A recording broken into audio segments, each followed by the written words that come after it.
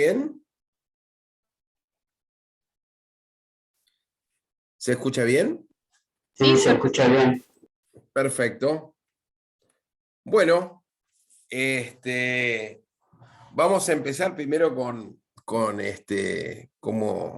ya empezamos la otra vez, con haciendo algunos anuncios y recuerdos. ¿eh? Hoy voy a ver si puedo adelantar ya, meterme como hizo Patricia, un poco en digestivo también, no solo generalidades. Vamos a ver diluciones. Por ahí vamos a hacer algún ejercicio acá. Pueden, a ver, pueden cerrar los micrófonos porque se escucha en la Yo, televisión. perdón. Sí, yo, porque acabo de entrar. Bien. Perfecto. Muy bien. Bueno, entonces, primero quería contarles que hoy, a partir de las 13 horas, está disponible el primer práctico a través de la plataforma. A través del campus virtual van a poder hacer el primer práctico y van a tener tiempo, como les dije antes, de 1 hora y lo van a poder resolver antes de 1 hora. Desde las 13:30 de hoy hasta las 23:59 de este domingo.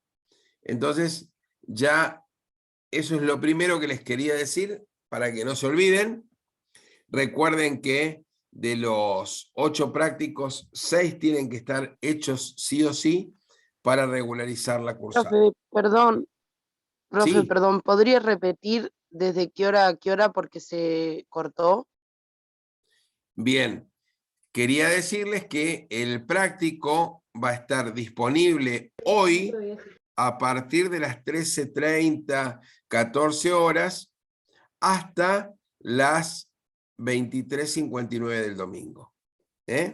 Así que no es demasiado complicado.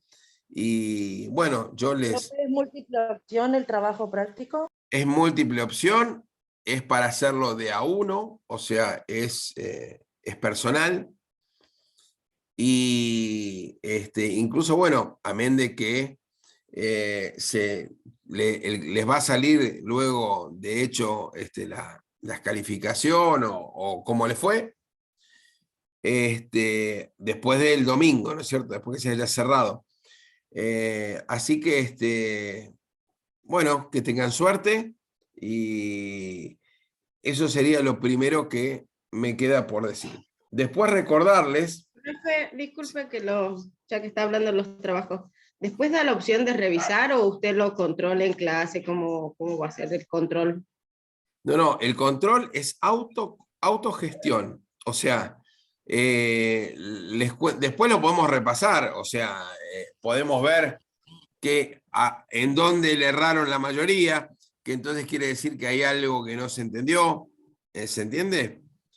Pero bueno, para esto es bueno haber leído, haber repasado, pero por eso no hay ningún problema por revisarlos después a los trabajos prácticos. Pero ustedes solos ya van a tener, o sea, se les va a dar una devolución con la nota, o sea, con el valor que saquen. Así que... Claro, se califica automáticamente. Exacto. Así que de esa manera van a saber dónde le erraron, dónde no. Y después podemos repasar a ver dónde erraron más, ¿se entiende? Eso como primera cosa. Segundo, recordarles para que todos tengan en el pensamiento, porque ahora viene Semana Santa y toda esa historieta, pero el 5 de mayo, jueves 5 de mayo, de 22 a 23, tenemos el primer parcial. También se va a hacer por acá, por la plataforma. Les recuerdo para que tengan en claro ir estudiando. Yo les recomiendo hay muchos nombres, hay muchas cosas, ir estudiando después de cada clase, fijar y de esa manera hacer los prácticos. Por eso están los prácticos después, o sea, tenemos el miércoles teórico con Patricia, el viernes tienen la charla conmigo y después viene el práctico. O sea, el viernes que viene también va a haber práctico. Entonces, de esa manera, el que viene a clase fija mucho más los conocimientos. Eso les puedo asegurar. Bien, ¿quedó todo clarito? Vamos entonces. Consulta del Sí. parcial. Sí, ¿Es también una hora para hacerlo como múltiple opción, así como el trabajo? exacto. Y el parcial va a constar de los siguientes temas: farmacología general, digestivo, después dolor e inflamación, antibióticos, antifúngicos y antivirales. Hasta ahí va a ir, ¿Dolor y qué más, profe? va a ser general, digestivo, dolor e inflamación, antibióticos y antifúngicos y antivirales.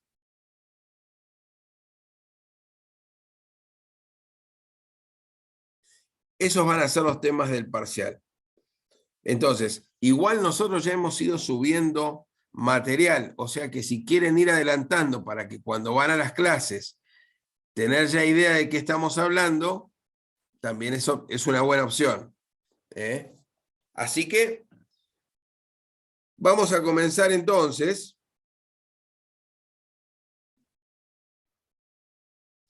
Vamos a terminar con la generalidad. Profe, Sí. una pregunta. ¿Va a tomar asistencia al final? Mirá, no la voy a tomar personalmente, lo que voy a hacer es con la lista de la, o sea, le saco una foto a la lista de la gente que está, ¿entendés? Por el Zoom, y ya con eso tengo la asistencia. Listo, profe. Es Gracias. bastante sencillo. Así que no voy a andar perdiendo el tiempo, decir, qué sé yo, Orozco, Galán, no, va más fácil, más sencillo, y sin perder tiempo. Muy bien. Bueno, habíamos estado viendo formas farmacéuticas y habíamos quedado, esto no lo habíamos visto, que era qué sucede con una embarazada al recibir algún medicamento, alguna droga. Entonces, ¿qué cambios en la embarazada hay importantes? ¿No es cierto? Hay un aumento del 50% del volumen sanguíneo. Esto disminuye, compensado por la disminución de proteínas, y entonces el fármaco libre aumenta. O sea, vamos a tener probablemente un mayor efecto. Hay un aumento en el flujo renal y en la diuresis. Hay aumento de eliminación del fármaco, o sea, si hay más diuresis, o sea, la persona va a orinar más, es más probable que el fármaco se elimine más rápido. Hay un aumento del flujo hepático, más un aumento de la actividad metabólica por la progesterona. Entonces hay mayor metabolización a nivel hepático. Esto se acuerdan cuando hablábamos de liberación, absorción, y después hablábamos de la metabolización y de la excreción. Y hay el sistema digestivo, hay una disminución de la movilidad y del vaciamiento gástrico, y esto hace que aumente la absorción. ¿Por qué? Si el vaciamiento gástrico es más lento y la movilidad intestinal es menor, se absorbe mucho más el fármaco. Entonces, la mayoría de los fármacos se van a utilizar a la menor dosis que presente efecto terapéutico. ¿Por qué? porque, para hablar en criollo, hacen más efecto. O sea, tenemos más efecto con menor cantidad de droga. Y además, siempre buscamos que sean drogas que no compliquen a la embarazada. Siempre tenemos que ver que no sean, por ejemplo. A ver, ¿alguna de ustedes, de las que están en clase, está embarazada, estuvo embarazada, y les dieron el médico algún consejo con respecto a ciertas medicaciones?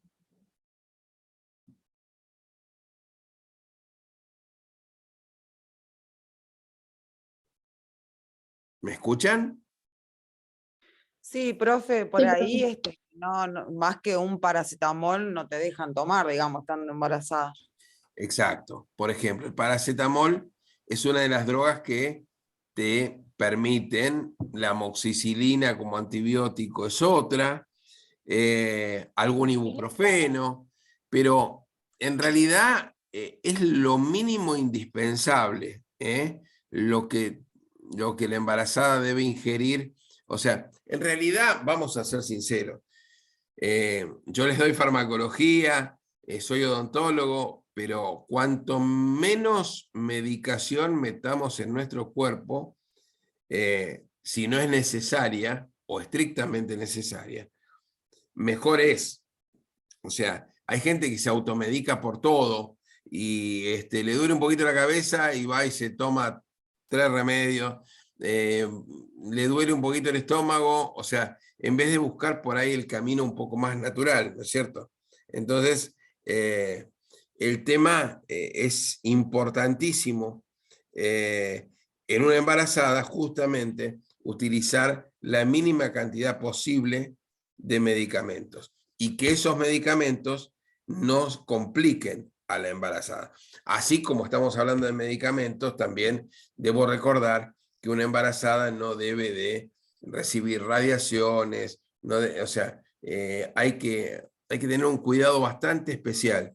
Y esto, si me meto en lo que es odontología, en lo mío, muchas veces a la embarazada, o sea, cuando uno tiene la duda de si la paciente está embarazada o no, cuando va a sacar una radiografía le coloco un delantal plomado para proteger al bebé. Uno tiene mucho cuidado con el tipo de médica o de las prácticas que uno vaya a hacer en una embarazada. Y el otro tema que ya que estoy acá, se los cuento a todas las chicas que pueden estar acá y que estén con posibilidad de quedar embarazadas o ya hayan estado, que muchas veces es importante el tema de desmitificar algunas cosas que le suceden a la embarazada. Porque, por ejemplo, en lo que es odontología, pasa que muchas veces se piensan o se habla o son mitos que han quedado el tema de que la embarazada pierde el calcio de los dientes, que el bebé les quita el calcio, que, en fin, una serie de temas que no son así. O sea, el único cambio que tiene la embarazada es un cambio hormonal a nivel de las encías, por lo tanto puede sangrar un poquito más las encías, pero nada más que eso. El tema es la conducta de la embarazada. O sea, si una embarazada se levanta a comer un chocolate a la noche y cuando vuelve para la cama no pasa por el baño y se lava los dientes, tenemos este problema. O sea, estamos transformando un tema de hábitos con un tema de que se habló muchos años de que se acaba el calcio, de que, en fin, un montón de temas que no son así. Entonces, esto ya que estamos hablando de embarazadas, lo meto acá porque es importante para que cada una de ustedes cuando esté o esté embarazada o en el comienzo o esté pensando, que haga una consulta con el odontólogo para que no tenga ningún inconveniente en la boca y va a empezar y terminar el embarazo sin inconvenientes. Muy bien. Como les decía recién, al haber menor movilidad en el intestino, va a quedar más tiempo en el estómago el fármaco, va a haber una mayor absorción. Por lo tanto, esa mayor absorción tiene que ver con una menor motilidad gastrointestinal, menor cantidad de ácido clorhídrico, mayor cantidad de moco y mayor pH. Y hay un menor vaciamiento gástrico. Cuando damos algún medicamento a nivel intramuscular en una embarazada, va a ser mayor la absorción, ya que hay vasodilatación y hay mayor gasto cardíaco. Con respecto a la distribución, va a haber mayor volumen plasmático, hipoproteinemia y más grasa corporal. Va a haber, como dijimos antes, mayor metabolismo hepático y va a haber mayor excreción por mayor flujo sanguíneo renal y mayor filtración glomerular. Muy bien. Con respecto a la clasificación de los diversos medicamentos, con respecto al efecto teratogénico que puede hacer en el bebé, esta es la clasificación según la Administración de Medicamentos y Alimentos de Estados Unidos. Categoría A, estudios en mujeres, no existe riesgo en el primer trimestre. Sin riesgo evidente, los otros 2 trimestres, por ejemplo, la levotiroxina. Si una mujer tiene un problema de tiroides y tiene que tomar levotiroxina, acá nos cuenta que como es categoría A, no habría inconvenientes. Después tenemos los categoría B, que en estudios en animales no hay riesgo para el feto, como ejemplo la insulina, metoclopramida, paracetamol, etc. Por eso que son fármacos o medicamentos que se pueden administrar a la embarazada. Categoría C nos dan que en estudios en animales vemos que hay efectos teratógenos, como por ejemplo el omeprazol y la lidocaína. Acá me detengo 2 minutitos, que es lo que sucede cuando viene una paciente embarazada en el primer trimestre al consultorio odontológico y se tiene que arreglar una caries, o sea, alguna práctica donde yo tenga que colocarle anestesia. Entonces, uno trata que en estos 3 primeros meses, salvo que se nos está muriendo de dolor, obviamente que se busca la forma y se la anestesia igual. Pero hay que evitarlo, dejar pasar los primeros 3 meses y después sí atenderse normalmente. Después, categoría D, hay riesgo para el feto, se usan solamente si no hay otra alternativa, como la espironolactona y el diazepam. Y la categoría X, dan que estudios en animales o humanos hay riesgo para el feto, sí o sí. Por ejemplo, la simvastatina, la progesterona y las vacunas con virus atenuados. Este último punto, las vacunas con virus atenuados, recuérdenlo muy bien para cuando veamos en la unidad 10 vacunación, porque es un tema que suele hacerse en los exámenes y la verdad que muchas veces no recuerdan que una embarazada no está indicado dar una vacuna con virus atenuado. ¿Vamos bien hasta acá? Sí, profe. Bueno, sí, Sí, profe. bastante. Bien, Sí, sí, avísenme profe. si hablo demasiado. Así que bueno. Roberto, Sí. consulta. Herbiti, Cristo, te molesta. Y Cristian. Viste que tenemos el problema que en Argentina, que también lo mismo que decía Pato, el tema de venta libre. Exacto. El muelita, el famoso muelita. El con el tema famoso embarazado. muelita, la gente lo usa para cualquier cosa. Sí. Tiene lidocaína. Desde base. Por el tema que tiene lidocaína. Exacto. Y hay mucha embarazada que sin saberlo, por ahí tiene un dolor de muela y lo usa. No es conveniente. Igual es más bien tópico, por lo tanto, podríamos decir que a nivel sistémico puede poco hacer. La verdad que no, o sea, es como una anestesia tópica lo que le estás poniendo. Igual, Sí, o sea, no pero es como... el tema del riesgo. El riesgo O sea, potencial. Exacto. El problema está en eso, en el riesgo.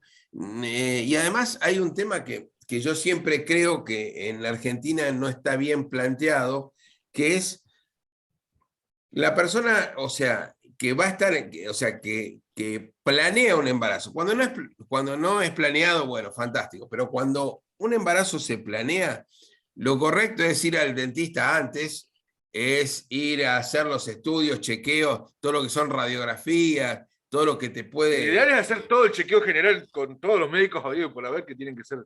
Exacto, Ese es el ideal. antes. Entonces, queda embarazada y todo, o sea, en esos 9 meses no hay que toquetear nada. O sea, no hay que hacer radiografía, no hay que ir al dentista, no hay que, o sea, ir al dentista solamente para que le dé los, ¿cómo se llama? Los tips para que no se le arruinen los dientes durante el embarazo. Pero y hacerle 2 limpiezas como para que no sangre por un tema hormonal. Pero después realmente fallamos bastante con el tema de la prevención. Y además indicar, o sea, todas las embarazadas supieran que no es bueno ponerse muelita, y estaríamos fantásticos. Y como no es bueno tomar medicamentos, hay mucha gente que toma diclofenac, que está embarazado o que fuman, y realmente le hacen daño al bebé. O sea, entonces está bueno por ahí unas charlas previas, como yo digo.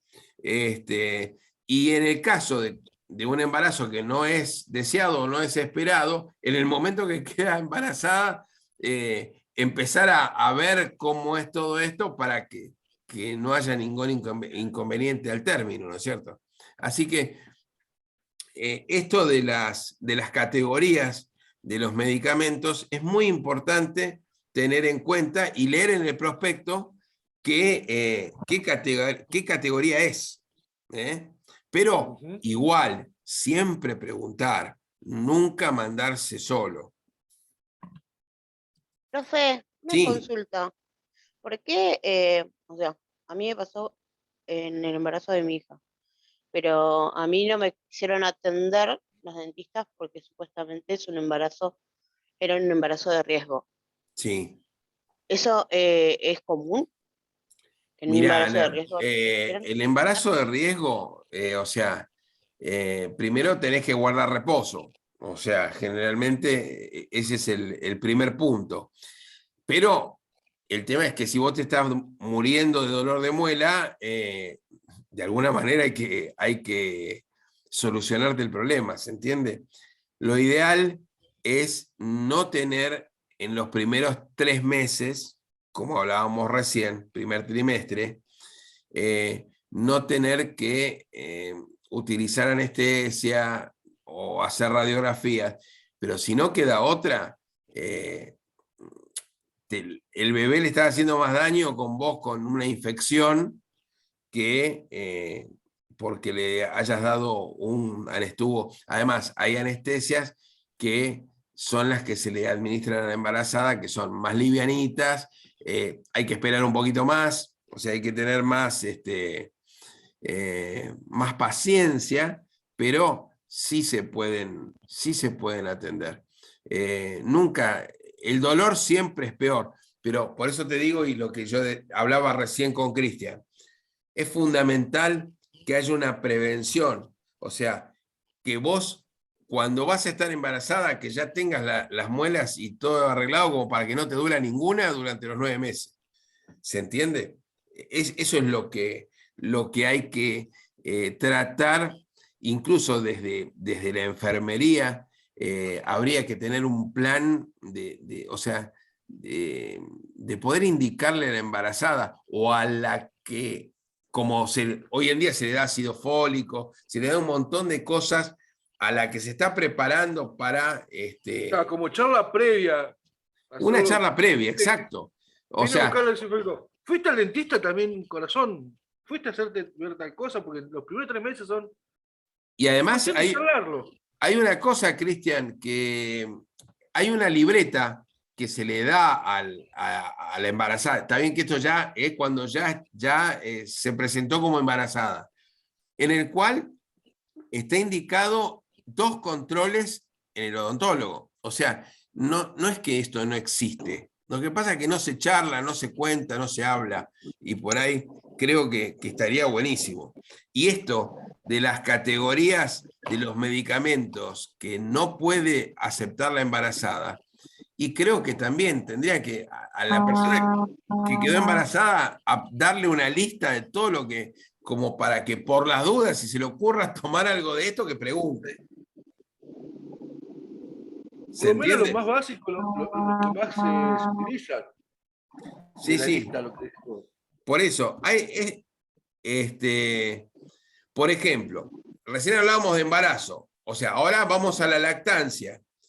Cuando hay un ruido que creo que es de Virginia, que entra un ruidito. Ya está, perdón. Listo, Virginia, gracias.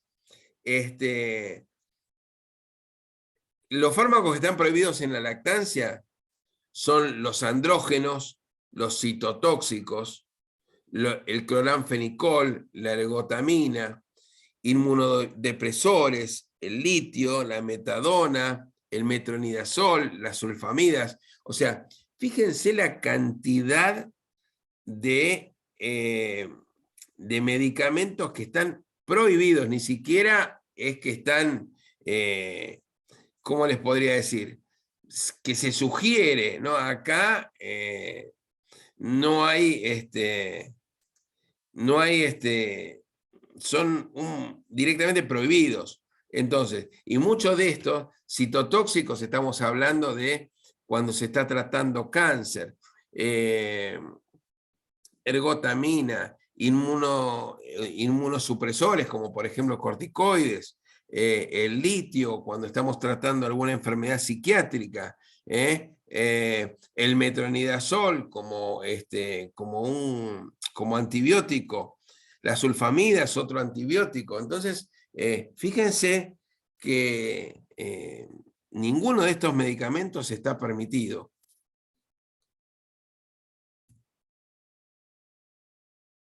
Bien.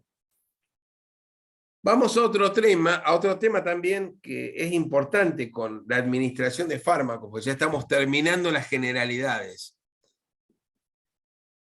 La precaución que hay que tener en la administración de fármacos en el anciano. Acá dice que solo se administrarán los fármacos que el paciente necesite, evitando su utilización ante síntomas leves. De este modo, tratará de evitarse la polimedicación o politerapia. Esto hay que agarrarlo con pinzas, porque ustedes, me imagino que muchos de ustedes tendrán abuelos, tíos, abuelos, y toman cócteles de medicamentos, de todo. Uno la pastilla para la presión, la pastilla para la próstata, la pastilla para los dolores, algún protector gástrico para que no le haga mal la pastilla para los dolores. Entonces, es en cierta manera el tema de la polimedicación, en ciertas edades ya se da, pero bueno, hay que tratar de evitarlo. Se conocerán los antecedentes farmacológicos completos con el fin de evitar interacciones entre los fármacos. Esto es importante, que cuando uno da un grupo de fármacos, como lo que estamos hablando, puede haber interacciones entre estos fármacos y pueden aumentar o disminuir el efecto. Entonces, puede anular o puede mejorar el efecto. Por ejemplo, ya esto no es en el anciano, pero por ejemplo, hay un montón de mujeres que toman anticonceptivos y cuando se automedican por una infección o toman amoxicilina. ¿Y qué pasa con la amoxicilina? La amoxicilina, como otros antibióticos, cortan el efecto o lo disminuyen muchísimo de los anticonceptivos. Entonces, por ahí se agarró una angina, se tomó una caja de amoxicilina y quedó embarazada. Entonces, hay que tener mucho cuidado con las interacciones que hay entre los medicamentos.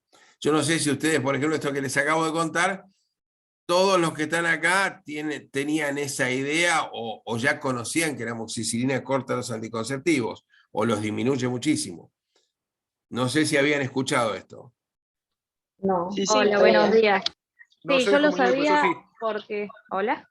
Hola, Lo sabía vamos de a porque- uno. Sí, ¿Cómo estás? Lo sabía porque le pasó a mi sobrina.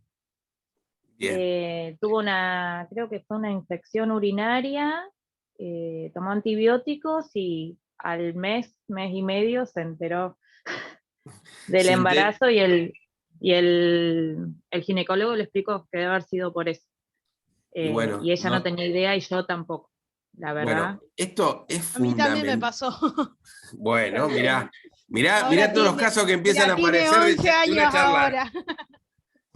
Tiene 11 años ya mi nene. 11 pero sí, años también me por haber pasó. tomado amoxicilina. Sí.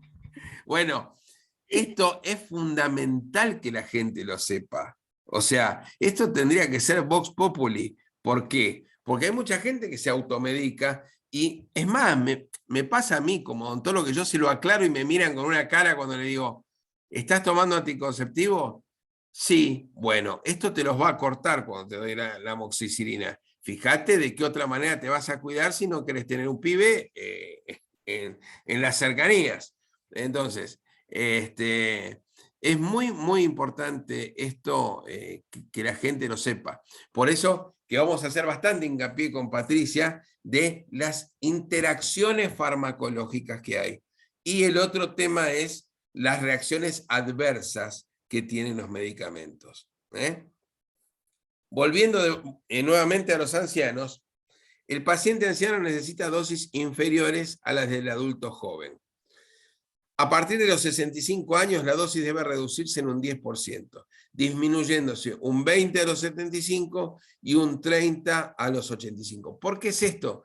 Porque la persona grande, el metabolismo disminuye. Por ejemplo, es lo mismo que un cáncer de pulmón que le agarra a una persona de 50 y pico de años, es mucho más agresivo que en una persona de 80.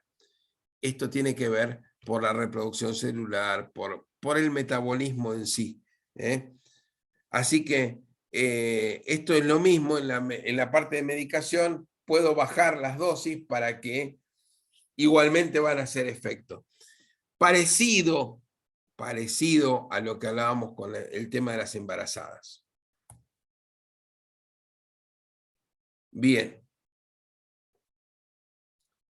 Interacciones farmacocinéticas. Son las que afectan a la interacción en la absorción, que modifican el pH, retraso del vaciamiento gástrico, presencia de alimentos. Pueden evitarse manteniéndose un intervalo de 2-3 horas entre la administración de un fármaco que interactúa. Esto es a veces, por ejemplo, si estoy dando un omeprazol y un antibiótico. Si se complican, si los doy juntos, puedo esperar 2 o 3 horas y esto se acomoda. No así, lo que hablábamos recién de la amoxicilina y un anticonceptivo, no se pueden dar en el mientras tanto. O sea, en todo el tiempo. No que si lo tomo 3 horas después no va a pasar nada. Sí pasa.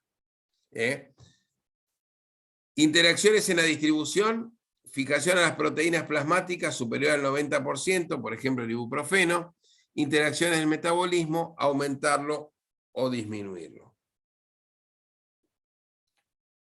Reacciones adversas de los medicamentos es cualquier respuesta a un medicamento que sea nociva y no intencionada, y que se produce con la dosis que se aplica normalmente al ser humano cuando se utiliza para la profilaxis, diagnóstico o tratamiento de una enfermedad, o para restauración o modificación de funciones fisiológicas. ¿Qué quiere decir esto? Que una reacción adversa de un medicamento es aquella que se da a dosis terapéuticas, o sea, a una dosis normal. Por ejemplo, si yo tomo un diclofenac de 50 miligramos, tengo que tomar 3 por día, o sea, cada 8 horas, o sea, 150 miligramos de ibuprofeno en total en el día. Esa es una dosis terapéutica. Si con esa dosis me hace mal o me da una alergia o me da un rash en el cuerpo o me trae dolor de cabeza, me trae dolor abdominal, eso es una reacción adversa. ¿Quedó claro esto? Sí, profe. Perfecto, Norberto. ¿Saben por qué? Porque esto a veces se confunden. Que una reacción adversa es a una dosis tóxica. No, no, no, no. Una reacción adversa es a una dosis terapéutica, a una dosis que es la correcta, pero me da estos inconvenientes. Entonces, es importantísimo también, puedo estar tomando 1 gramo de amoxicilina, pero ¿qué pasa? Si soy alérgico a la amoxicilina, me va a traer un montón de reacciones adversas, que son reacciones no deseadas, que no queremos que sucedan. Bien. Acá hay reacciones adversas tipo A, tipo B. La verdad que no... Lo que más me interesa a mí es que ustedes tengan la idea de lo que es una reacción adversa. Por ejemplo, un anticoagulante oral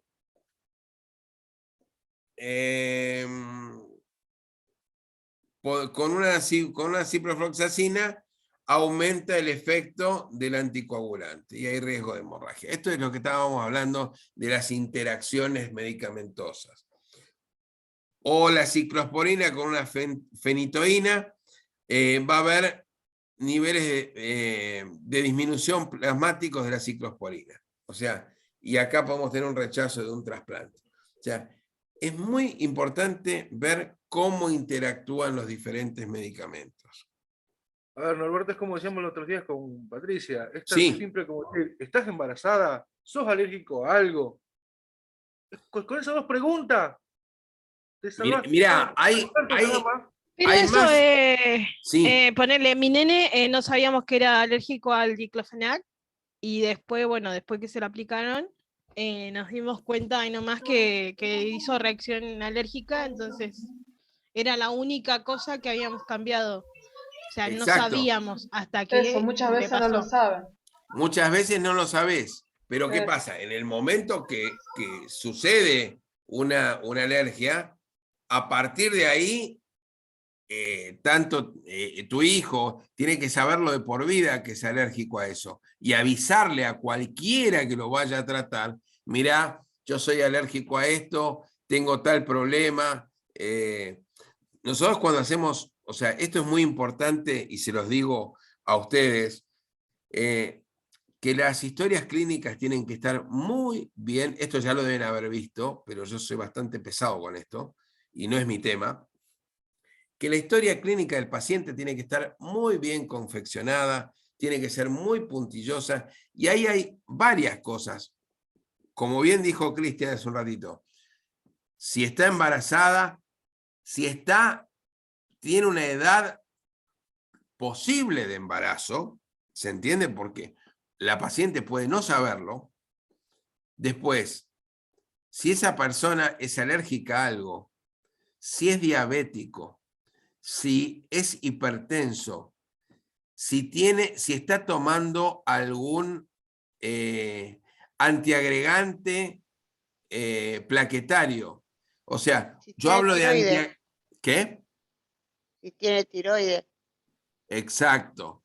Hay un montón de preguntas importantes para hacer. Pero, por ejemplo, viene un paciente a sacarse una muela y yo no le hice todas estas preguntas. Y, por ejemplo, no le pregunté Porque yo hablé recién de un antiagregante plaquetario que suena como algo wow. Y es una aspirina. Una aspirina es un antiinflamatorio no esteroide y además es antiagregante plaquetario. O sea, una persona que se toma una aspirina a la mañana para sentirse bien, que antes se usaba mucho más, hoy no tanto, o la persona que tiene presión alta y el cardiólogo le dio una aspirineta todos los días, está antiagregada. Entonces yo le voy a sacar la muela y va a sangrar cualquier cantidad y yo no hubiera querido que sangre cualquier cantidad. Si yo hago la pregunta o el paciente me hubiera dicho, mire doctor que estoy antiagregado con aspirineta o con aspirina, me ahorro un problema. Y ustedes cuando viene un paciente que se puede haber cortado y sigue sangrando y sangra, puede estar antiagregado, puede ser diabético. O sea, hay muchas opciones que con una buena historia clínica no tenés errores. ¿Me explico? Entonces, si yo sé contra qué paciente estoy tratando, es mucho más factible que no le erre. Profe, bueno, y Sí. si el paciente no tiene historia clínica, ¿cómo vas a saber qué ¿Qué? hacer en una hemorragia así? Perdóname, no te entendí la pregunta.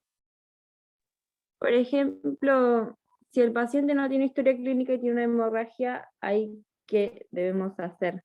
Mirá, Porque si yo el tengo historia paciente clínica- entra, por ejemplo, viene a la guardia un tipo baleado, ¿no?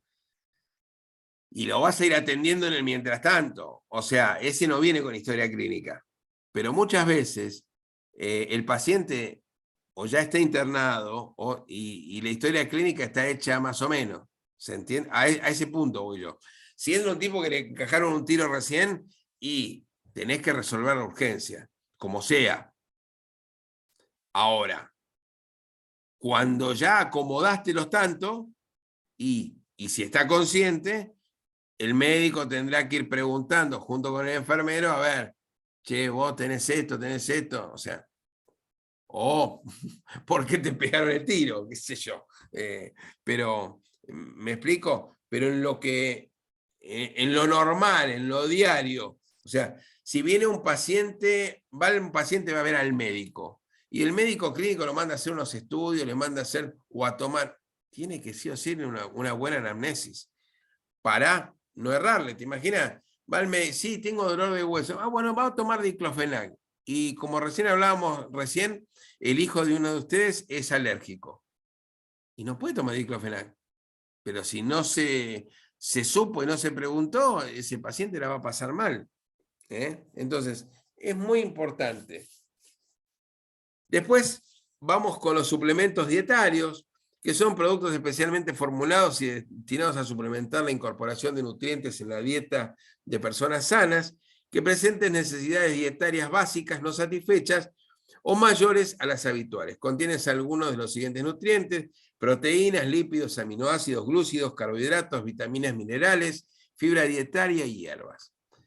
Y esto, hoy en día, los suplementos dietarios están muy en boga y son muy interesantes. ¿Por qué? Lo mismo que los dietarios y los vitamínicos.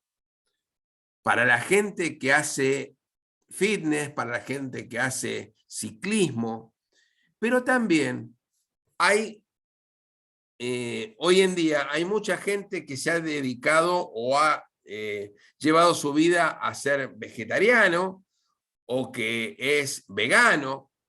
Entonces, de alguna manera, hay que reemplazar con algún suplemento dietario o suplemento vitamínico todo lo que ese paciente, al comer solo verduras o comer, qué sé yo, diferentes elementos que no contienen las proteínas que tiene la carne, que de alguna manera lo suplante, porque si no, ese paciente le va a faltar, va a tener problemas con el hierro, va a tener problemas con un montón de cosas que, si no estuvieran estos suplementos dietarios, ese paciente estaría complicado. ¿Me van siguiendo con esto? Porque esto es bastante importante hoy en día y se ha logrado, o sea, hoy en día que una persona sea vegetariano o vegano no le trae inconveniente porque tiene todos estos suplementos dietarios y vitamínicos que no le van a incomodar, incluso con buenos sabores y con buen pronóstico. Entonces, incluso con la gente grande, que a veces comen menos de lo que tienen que comer, gente que está en un asilo de ancianos o gente que está que por ahí está un poco desmotivada. Hoy en día, por ponerle un nombre comercial, aunque coma poco, si toma un Ensure, no va a tener inconveniente porque está cubierto todo con eso. Y viene en una latita o en un sobrecito y entonces con eso nos aseguramos que el paciente va a tener todos los nutrientes que precisa. Lo mismo, bueno, suplementos dietarios tienen todo lo que son las leches para chicos, ¿cómo se llama? Recién nacidos, por ejemplo, que la madre no tiene leche o lo que fuera, todas las leches que son maternizadas y que tienen o sea, cumplen la función prácticamente. La única diferencia es que no está el vínculo entre la madre y el chico en el momento de amamantar. Pero para las personas celíacas también. Exacto, para las personas celíacas. Hoy en día tenés una batería de cosas excelentes y que antes solamente comían polenta. Yo tuve una prima mía tengo una prima mía que es una de las personas que hizo casi toda la parte de alimentación para celíacos que hoy existe. Pero nació en el año 74 y en esa época ni se conocía casi la enfermedad. Profe. Sí. No, que preguntaba, quería saber si los Ensures son aptos para cualquier clase de persona. Por ejemplo, para un diabético. Mirá, no te sé decir, tendría que reverlo. Seguramente debe venir, porque vienen varios tipos de Ensure. Justamente le iba a decir yo, Norberto, no sabía. yo tengo varios pacientes, Herbiti te molesta, yo tengo varios pacientes, uno de los cuales es insulino dependiente y le falta piezas dentales, es uno de los problemas que tiene, por eso se le coloca Ensure, y es uno especial, tenés Intac también, Ensure Intac. Por eso, me imagino que vienen todos los formatos. Pero tenés que poner énfasis en leer la latita o el sobrecito, de decir, ok, este sí, este no. Porque hay veces que te dejan un Ensure cualquiera y vos lo das como si fuera listo. No, sí, yo no también. lo sabía. Yo no lo sabía y me interesaba saber por la persona que yo cuido. Esto es fundamental. Cristian, esto es fundamental lo que vos estás diciendo. Porque... Por eso le decía a Guadalupe, porque me ha pasado, perdóname que te corte, me ha pasado, yo tampoco sabía Guada, a mí me lo comentó un compañero que hacía mucho que estaba con ese paciente, yo era nuevo en esa guardia, y me dijo, mira, sí, mira, también tenés de esto, justito le habían dejado un folletito, pero vos tenés que fijarte y decirle, no, este no me sirve, yo necesito para personas diabéticas, o es intolerante a, o sea, necesito con TAC, necesito con esto, mira, pero eso es cuestión de uno y preguntar, y indagar. Claro, porque yo cuido de una persona mayor que tiene diabetes, un previo ACV, y es una abuela que la familia la tiene descuidada, y por problema de deglución, que es por el mismo previo de la ACV que tuvo ella. Tema de la ACV. Claro, entonces, obvio, incluso, le gusta tragar, no come, no toma... Incluso nada, por eso te decía, hay pacientes, como dijo Cristian recién, que por la diabetes incluso pierden las piezas dentarias. Sí, ella no lo tiene nada. Entonces no tiene nada, las prótesis son difíciles, si tuvo una ACV son difíciles. Le quedan grandes. Le quedan grandes, entonces... Y más cuando hay abandono de la familia, eso es bueno, ese es el peor problema, o sea, cuando un anciano no está contenido y protegido por su familia, es muy triste. Primero que es muy triste, y segundo, la pasa mal. Y con alguno de estos elementos, como te dije, el Ensure, que se me ocurre, realmente podés darle mucho mejor calidad de vida, mucho mejor. Sí. Así que bueno, La verdad que me voy con esa información. vamos a hacer Gracias. una pequeña pausa para que no se cansen de mí. Con esto acabamos de terminar de ver generalidades. La bolilla 1 la terminamos de ver. Ahora en la segunda parte, ¿qué hora es ahora? ¿10:50? A las 11 arrancamos con digestivo y y con diluciones. Así que en 10 minutitos nos vemos. ¿Les parece? Profe, consulta. Sí. ¿Hasta qué hora está la clase de práctica siempre? Mira, más o menos vamos a estar hasta las 12. Así te podés acomodar los tiempos. Porque yo a las 12 entro a trabajar, por eso... Bueno, con que te vayas, te podés ir 12 menos cuarto, no hay ningún problema. Dale, gracias, profe. Le hago una consulta. Sí. ¿El trabajo práctico que se habilita mañana es sobre este primer tema, generalidades, o Exacto. abarca algo más? No, sobre generalidades y se habilita hoy a las 13:30. Ya está habilitado. Ya está habilitado. Sí, eso era hoy, perdón, sí. Listo, Hoy, o sea que cuando terminen esto, que tienen todo hasta medio el domingo. fresco, Claro, yo hasta les el domingo. recomiendo, si no tienen nada que hacer, mientras comen, lo hacen. Sí. Perfecto, No es tan complicado. Y hoy a la 1. Así que bueno, hacemos una pausa de 10 minutos. A las 11:05 volvemos.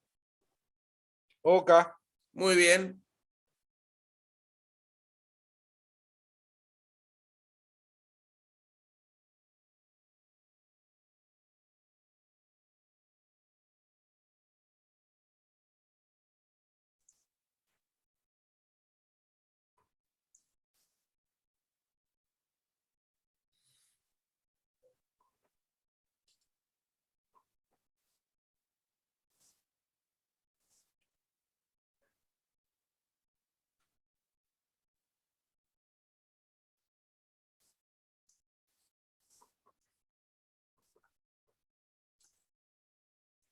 Muy bien. ¿Han vuelto todos?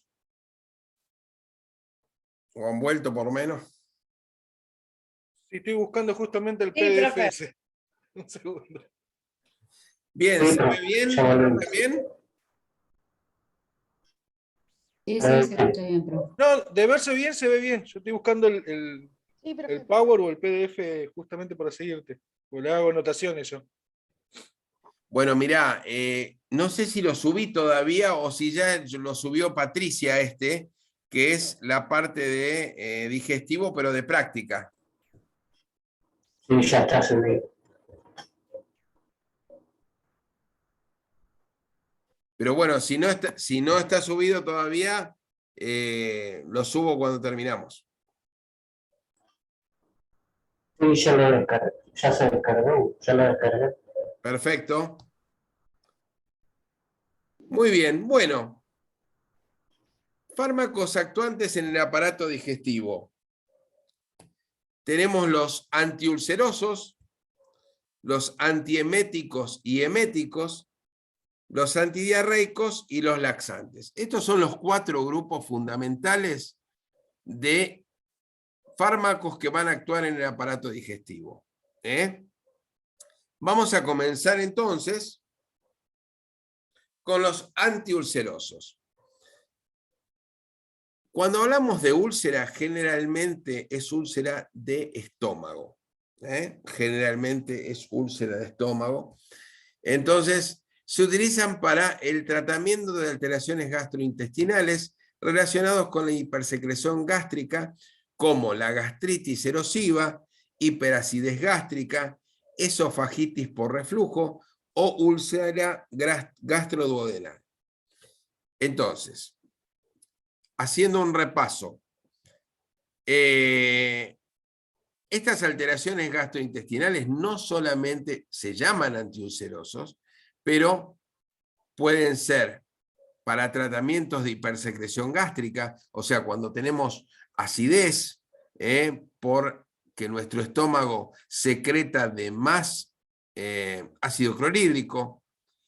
Después podemos tener una gastritis erosiva, o sea, es una inflamación de la mucosa gástrica, donde tenemos ya una erosión, hiperacidez gástrica, esofagitis por reflujo, o sea, porque hay un reflujo de ácido clorhídrico y entonces el esófago también se ve implicado, o una úlcera gastroduodenal, y úlcera es una perforación en esta pared.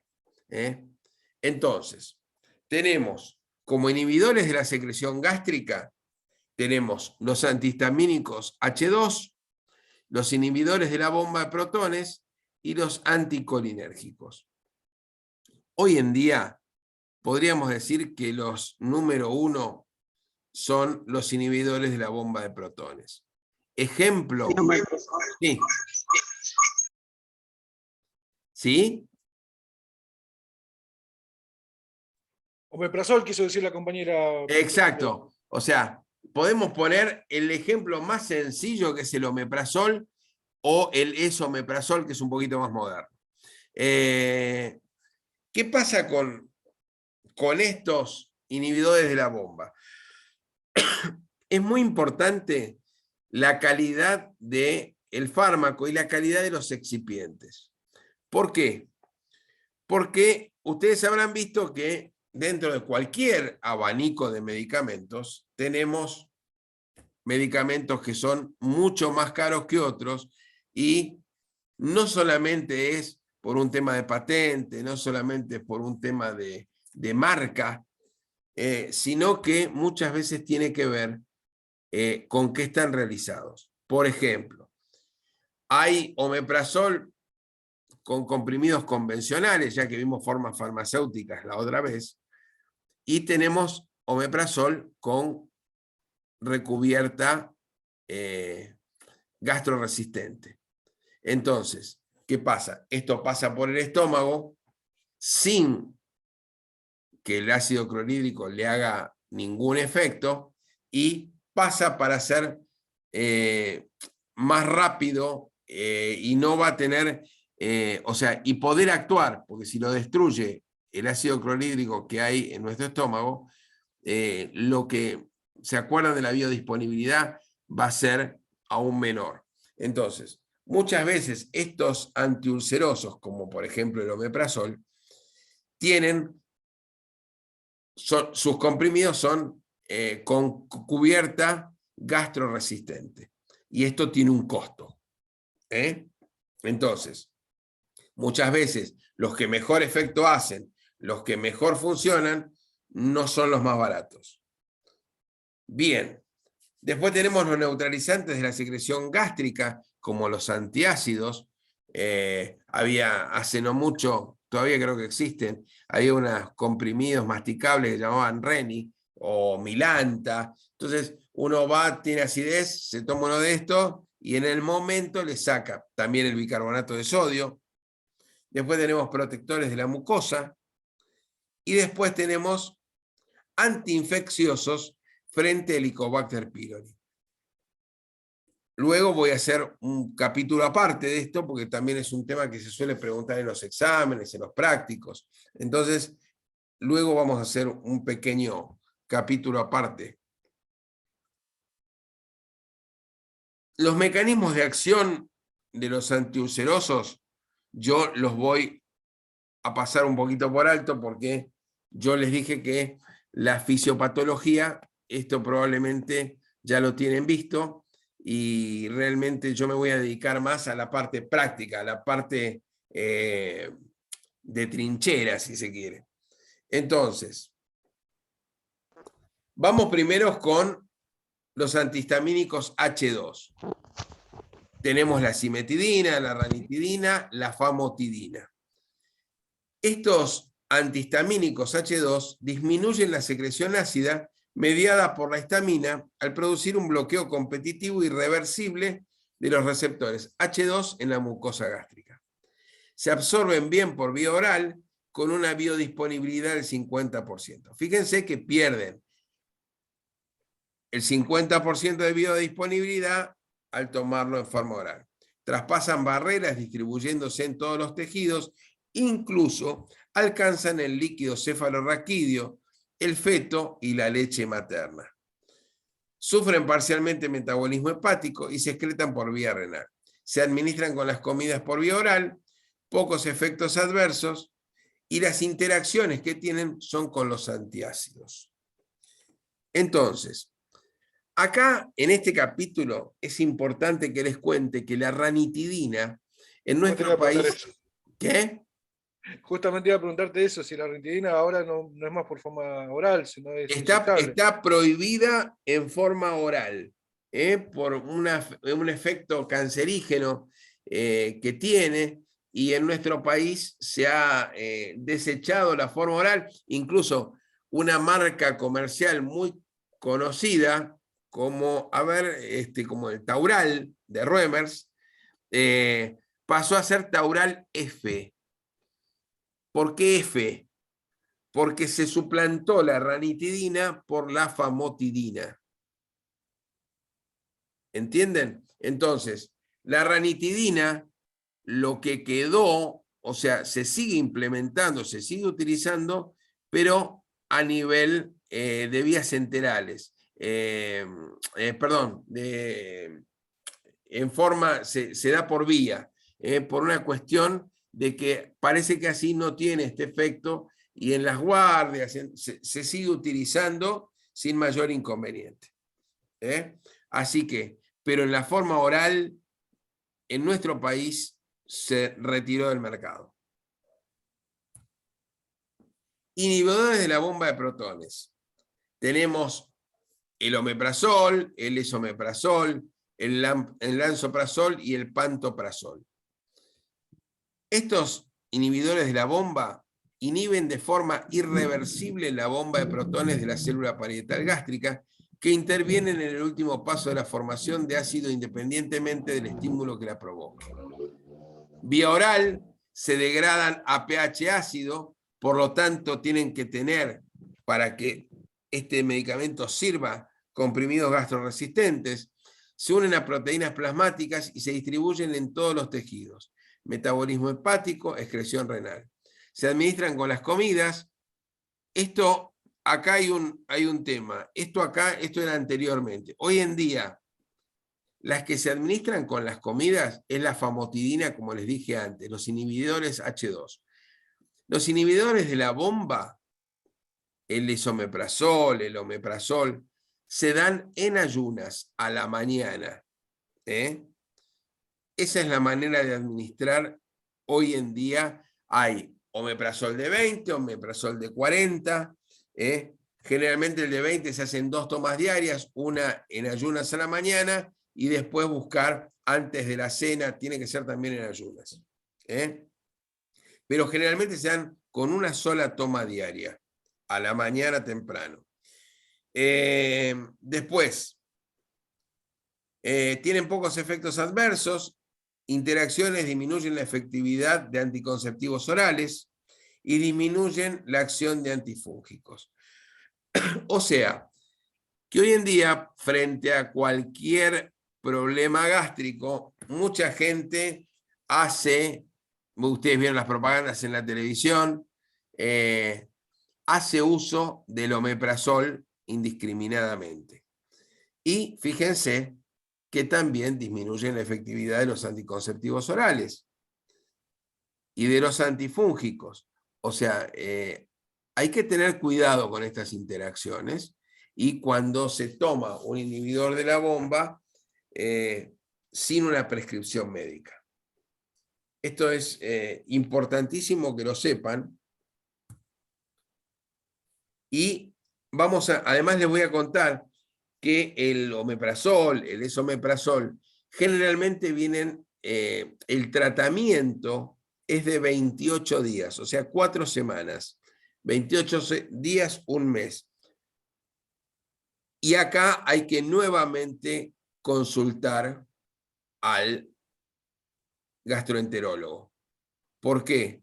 Porque hay gente que lo toma casi de por vida. Toma omeprazol todos los días como come caramelo. Y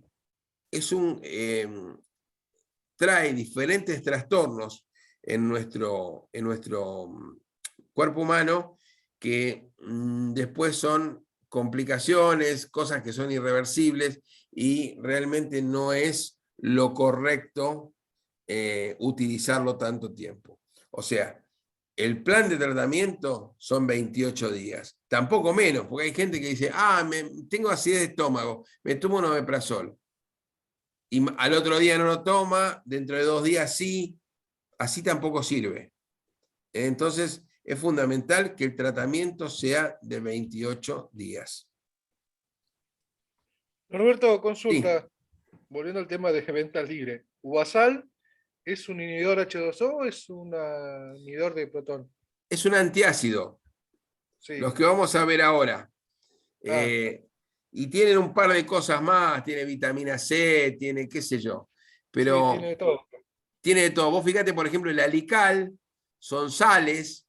Vos fíjate qué contraindicación o qué controversia. El alical vienen sales de fruta y sales como antiácido, pero traen una aspirina también, un ácido acetil salicílico, que es ácido. Es para el dolor de cabeza, ¿no?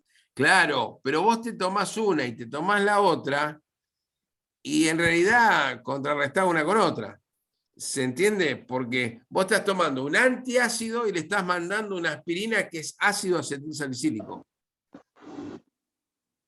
O sea, en el mismo sobre viene una contradicción.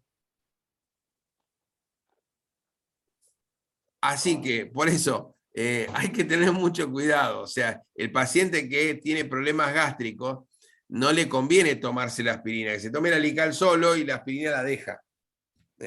Si tiene dolor de cabeza, se toma un ibuprofeno, o un, qué sé yo, o un diclofenac, u otra cosa. Bien, antiácidos son las sustancias que reaccionan con el ácido clorhídrico y lo neutralizan. Por ejemplo, como les dije antes, el bicarbonato de sodio, el hidróxido de aluminio, hidróxido de magnesio, y su combinación y el amalgato. Su efecto dura entre 3 y 4 horas. Las más utilizadas son las formas líquidas. Estamos hablando acá de, qué sé yo, hay muchos de estos. Se me ocurre el Milanta, por ejemplo. Pero el bicarbonato de sodio, mucha gente lo tiene en la casa y no lo usa para esto. Y realmente funciona muy bien.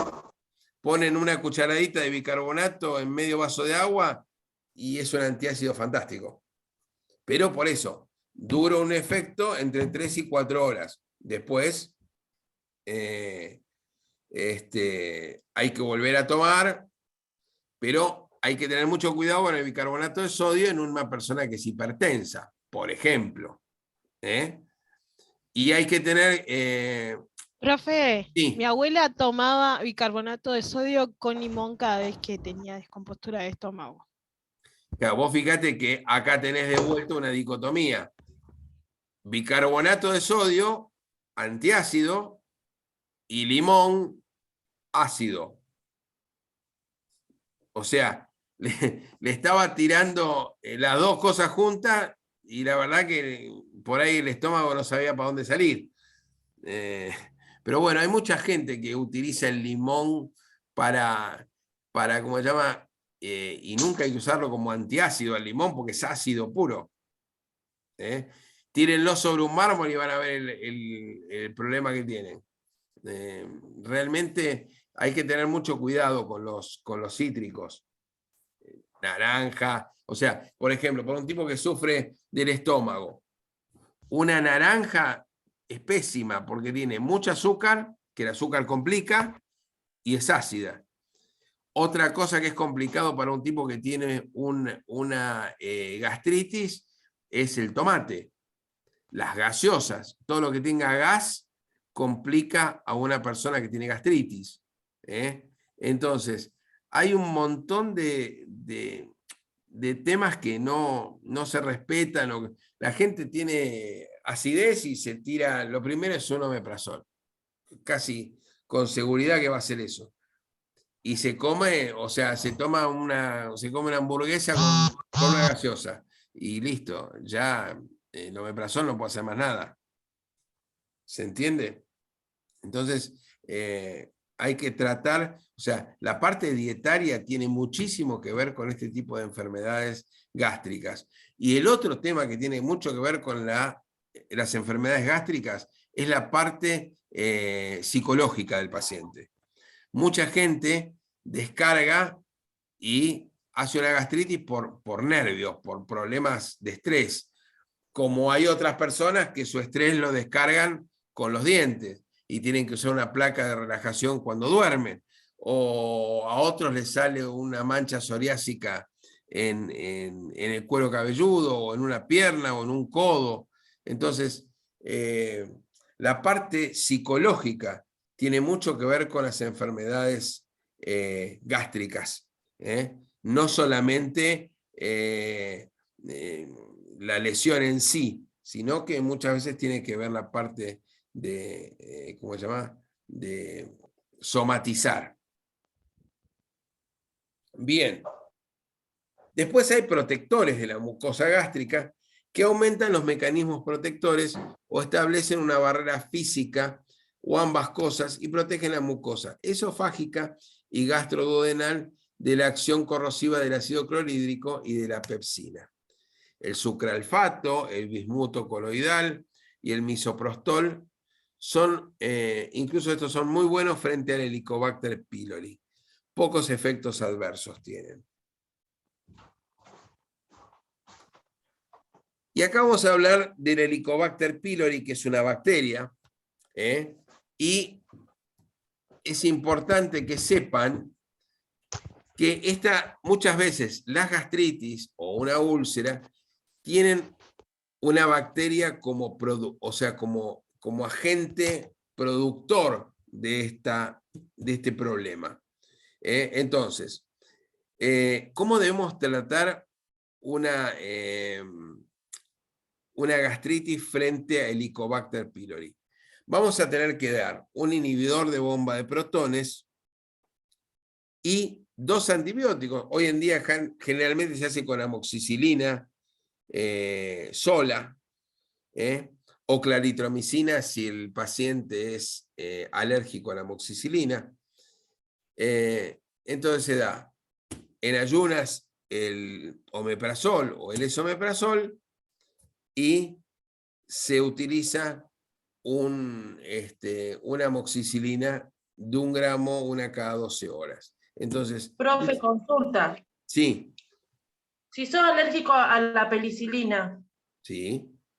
¿qué tendría que tomar, digamos? Podés tomar acitromicina o claritromicina. Eso. Alguno que no Eso sea, era- que no le produzca un problema al paciente. ¿Se entiende? Porque si no, le vas a acomodar el estómago, pero va a tener un problemón con la alergia que se va a agarrar.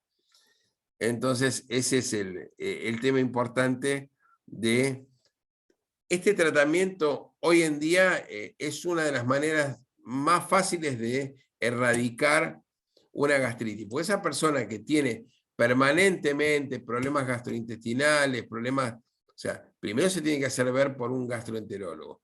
Después, generalmente, lo que se hace es hacer una endoscopía para mirar, incluso tomar una pequeña biopsia o muestra para ir a biopsiar y para ver cuál es el problema. Muchas veces acá es donde sale que ese paciente tiene Helicobacter pylori. Ahí se da el tratamiento, y si se hace el tratamiento correctamente, muchas veces el paciente soluciona el problema y no tiene que seguir con esto. O sea, se le da ese mes de omeprazol o esomeprazol y el antibiótico, amoxi si no es alérgico, claritromicina si es alérgico. ¿Esto quedó bien claro? Porque es muy importante. Esto es lo que muchas veces te desarrolla una gastritis. Bien, vamos a ver antieméticos. Se utilizan en el tratamiento de los vómitos de diversa etiología.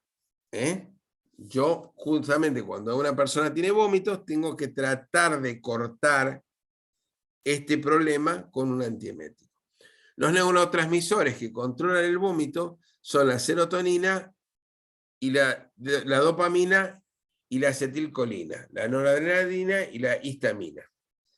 Estos fármacos actúan bloqueando estos neurotransmisores.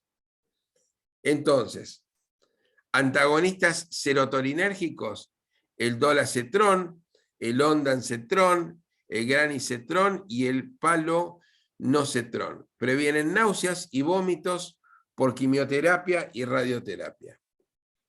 Antagonistas dopaminérgicos pueden también bloquear receptores serotoninérgicos, muscarínicos o histamínicos. La metoclopramida, la clevoprida, la domperidona, el droperidol, la prochlorperazina y la prometacina, vía oral, rectal o intravenosa. Todo tipo de vómitos y síntomas extrapiramidales. Acá el más conocido de todos es el ondansetrón, que acá lo marqué con amarillo. Muchas veces esto se da cuando estamos tratando a un paciente con cáncer, que se le está haciendo los cócteles ¿cómo se llama? Cuando estamos haciendo una quimioterapia, y muchas veces este tipo de medicación trae náuseas, trae vómitos, y utilizando un antiemético podemos solucionar bastante el problema. Esta es una de los usos que más se le dan a los antieméticos.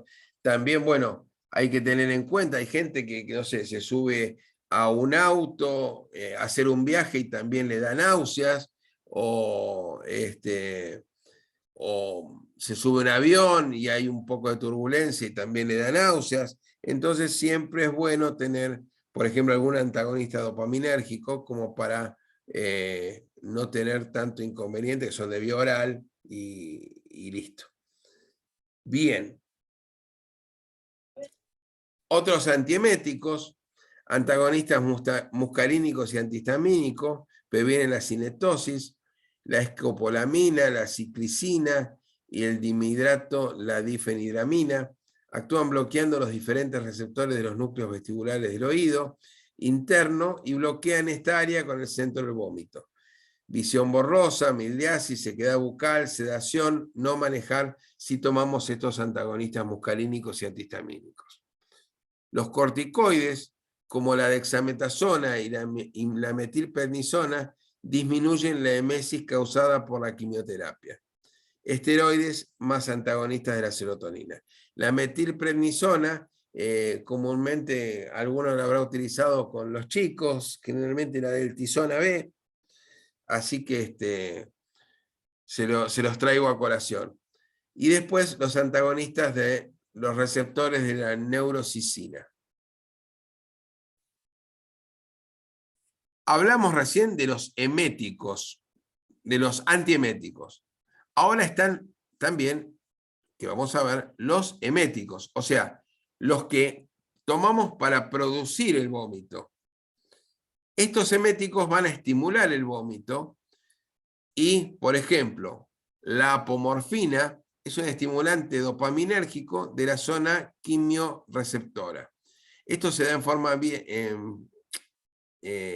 vía subcutánea, y después alcaloides como la ementina y la cefaelina también son eméticos y están utilizados para provocar el vómito. Por ejemplo, frente a una intoxicación, o sea, muchas veces hay que producir el vómito. Igual, es fundamental que cualquier persona que se intoxique, un chico que tomó lavandina, agarró el frasco de lavandina y se lo tomó, o sea, hay que ver, porque muchas veces dicen que no hay que provocar el vómito. Entonces hay que leer, muchas veces es bueno llamar a atención al cliente de estos productos y ver en un lapso rápido, ver qué es lo que hay que hacer frente a algún tipo de inconveniente.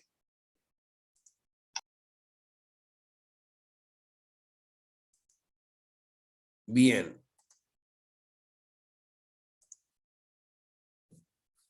Les dije que el otro grupo, hablamos de antiulcerosos, antieméticos, eméticos, vamos con los antidiarreicos.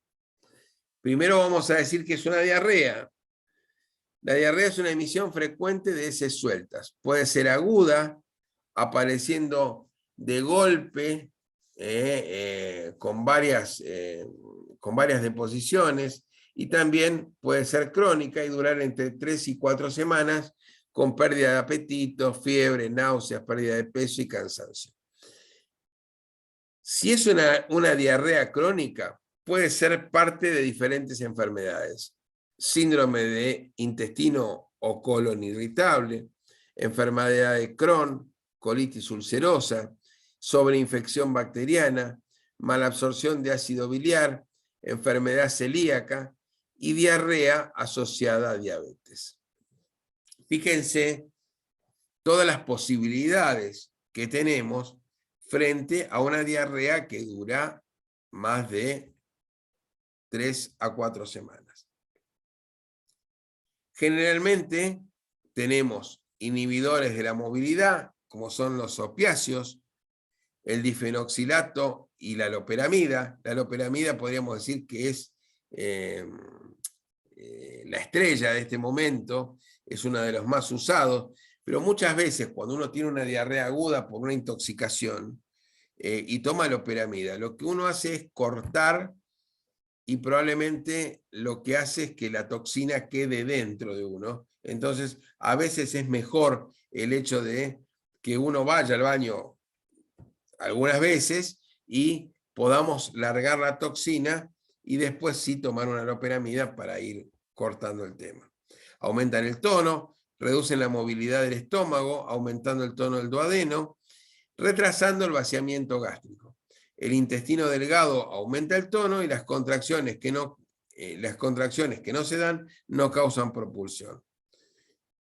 Después tenemos los absorbentes, como el carbón activado, también es muy común el tema de una pastilla de carbón, caolín y pectina, absorben toxinas y agua. Entonces, al absorber toxinas y agua, de esa manera vamos logrando que no haya emisión de heces sueltas.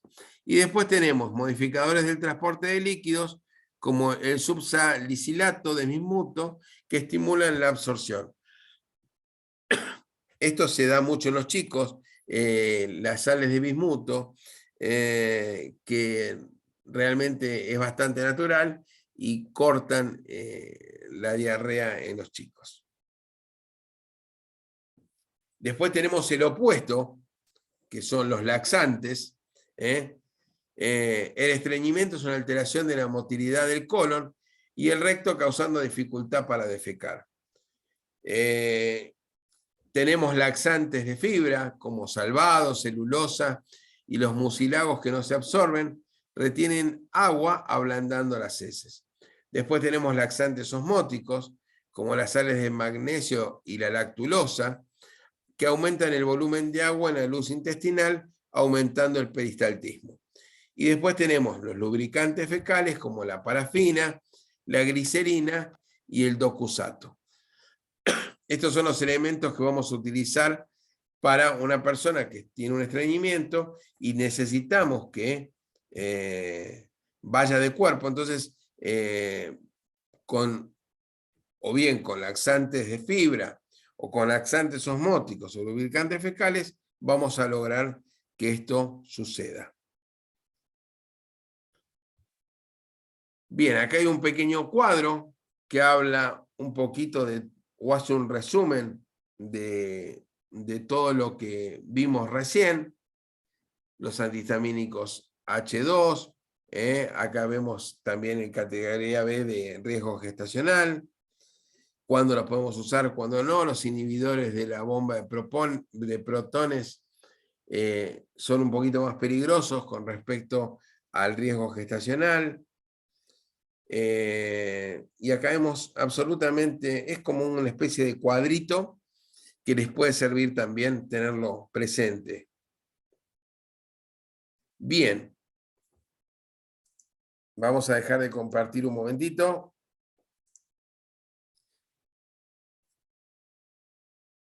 Bueno, cuéntenme cómo vamos, cómo fuimos. ¿Fue muy rápido hoy o no? Porque sin darnos cuenta prácticamente vimos la bolilla 2 completa. Así que esto me va a permitir poder llegar al final de la cursada con todos los temas dados, para que no les quede nada en el tintero. ¿Vamos bien? ¿Me pudieron seguir? Sí, profe. Hola, profe. A mí me pasó que tengo, Sí, no profesor. sé qué me pasa, creo que otra compañera le pasó lo mismo, tengo muy mala conexión, se me corta internet a cada ratito. Así que voy a tener que rever la clase después, porque muchas Bueno, cosas me no hay perdí. ningún inconveniente. No hay ningún inconveniente. Profe, Sí, nada, que a nosotros nos pasa lo mismo. Pusimos, por si le saca captura a la asistencia, no sé si le aparece el nombre de los dos. sí, Porque David estamos Pérez y conectados. Lucía Villa. Sí, Sí. porque no nos deja conectarnos a ambos en internet. Anda muy mal. Bueno, viste que es un poco complicado el tema, a veces con internet, pero bueno, es lo que hay. Así que bueno, Sí, igual con la tormenta también. sí, hay veces con la tormenta yo ayer veía los camiones de la cooperativa que eran impresionantes. Ahí andaban por todos lados. Así que bueno, quedamos así. Vamos, por hoy creo que ya tienen bastante y les voy a dejar este ratito para que puedan entrar y empiecen a ver si ya me dijo, hace un rato dijo Cristian que estaba el práctico, ya entró en la plataforma y ya está subido. Así que les voy a dejar el práctico para que, además ya se lo sacan de encima. Así que bueno, Profe, sí. es subido, pero no se habilita hasta las 13 horas. Ah, perfecto, bueno. Claro, hasta Entonces, para que puedan repasar un poquito, y a las 13 horas pueden arrancarlo. Pueden a las 13, a las 15, a las 18, a la hora que quieran. Sí. El tema de la asistencia, ¿cómo va a ser al final? He sacado fotos a la cantidad de personas que hay. O sea, esto, ahora voy a sacar una nueva de todas las páginas. Profe, Sí. yo soy Guaychán Brisa y estoy conectada con Tamara Salazar, aparece. Estamos las dos juntas. Perfecto. No hay ningún problema. Yo ahora lo anoto esto y voy haciendo un cuadrito. Así que quédense tranquilas. ¿Hasta cuándo tienen tiempo para hacer el trabajo práctico? El trabajo práctico tienen tiempo hasta el domingo a las 23:59. O sea que tienen todo el domingo para hacerlo si lo quieren hacer. Solo entra las generalidades de farmacología. No entra lo que vimos de digestivo. De digestivo va a ser el próximo práctico el viernes que viene. El viernes que viene tenemos práctico de digestivo. Así que bueno, los dejo entonces. Diluciones, sí, va a haber un problemita de diluciones, pero es sencillo. Así que los voy a dejar. Sí. Barzola, una María, consulta sí. particular, ya que estaba hablando de los anticonceptivos y eso. Las anticonceptivos esas de 21 pastillas, ¿tienen placebo? Nunca tomé, es la primera vez que tomo. Pero están cuando tienen no me puedo placebo, Sí. vienen indicadas, son de otro color. Porque estas, por ejemplo, las que me dieron a mí son todas blancas y atrás hay dos nombres, pero no sé si serán o no. Porque me Profe, dijo, la de no 28 días, perdón, la de 28 días son las que traen los placebos. Por que traen eso, los días de... me parecía, las de 28 días son las que traen los placebos. La de 21 no. La de 21 no. Entonces se habrá confundido. No entiendo porque me las dieron, me dijeron no tomes placebo, continúa con una nueva. Digo, ya que estaba hablando, por ahí me podía Mirá, decir. yo lo que no sé ni qué estás tomando y qué no. Yo lo que haría es mandarle una consulta al ginecólogo y preguntarle qué es lo que te dio y cómo lo tenés que tomar porque no te quedó claro. Claro, sí, envié un correo, no me han contestado. Y digo, ya que estaba, voy a volver a llamar de nuevo a la tarde a ver si me puedo Claro, o comunicar. llamá o pasate. No, porque es en Buenos Aires, así que Ah, bueno. es por un tratamiento y... Generalmente y son conectarse. 21 días, 7 de placebo o no tomás nada. Lo del placebo es para que no pierdas la continuidad en la idea de tomarlas, para que no te olvides. Claro. No, como nunca tomé, no sabía y me quedó la duda y estuve leyendo un poco, pero igual voy a tener que volver a llamar entonces. Perfecto. Bueno, muchísimas gracias. Muy bien, por lo menos te acercamos algo. Así que bueno, chicos, que tengan un muy buen fin de semana. Nos vemos el viernes que viene nosotros. Hasta luego. Gracias, profe. Hasta luego. De nada. Chao.